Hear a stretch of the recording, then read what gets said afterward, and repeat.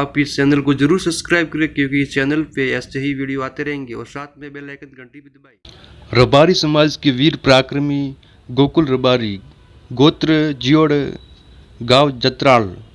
प्राचीन समय में अनिल पाटन का बहुत मान सम्मान था।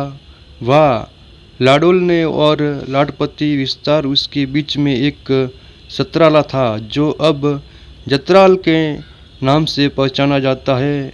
वो बहुत ही हरा भरा प्रदेश था और वह बहुत ही कीमती वस्तु पकती थी, लेकिन जंगल बाहुमूल्य होने से भाग भी बहुत ज़्यादा थे। उस समय पाटन में साणसमा क्षेत्र के इटोड़ा गांव में जियोड़ शाख से राइमोल रबारी विक्रम संवत 1578 में जत्राल की तरफ आते हैं। उनके पास बहुत पशुधन था। यहाँ का हरा भरा क्षेत्र देखकर यहाँ ही रह जाते हैं। तब वह गायकवाड़ साम्राज्य के अधीन कड़ी प्रांत में अगलोड़ राजा का शासन था। पहले राजपूत अपने शरीर को मजबूत बनाने के लिए मल्लयुद्ध करते थे। मल्लयुद्ध अपने आप में एक श्रेष्ठ कला थी।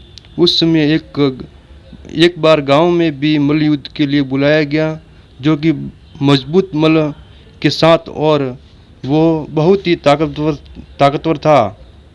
कोई इसके सामने टिक नहीं पाता था। पर उस समय युद्ध में सशक्त रबारी ने उसे धूल चटा दी। इसके बाद पूरे परगना में रबारी का मान सम्मान होने लगा। इसी का पुत्र गोकुल रबारी होता है। 17 वर्ष की उम्र थी उस समय। रावले में अमल कस्बा होता है, जिसमें रबारियों का विशेष स्थान था। गोकुल रबारी भी वहाँ बैठा था। सारण बारोट राजपूत से रावला भरा हुआ था। इतने में एक सैनिक आता है और समाचार देता है कि एक बाघ प्रजा को बहुत हैरान कर रहा है।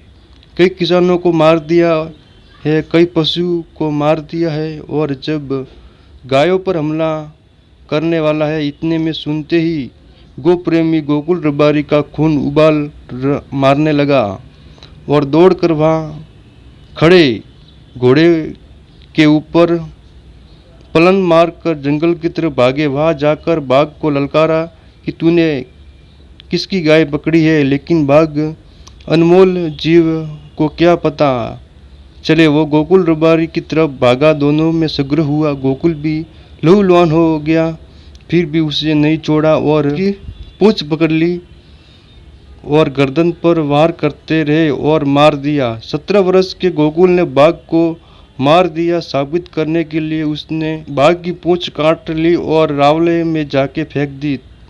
तब चौंक गए। ये वीरता देखकर राजा ने 9 बीघा जमीन भेंट में दी।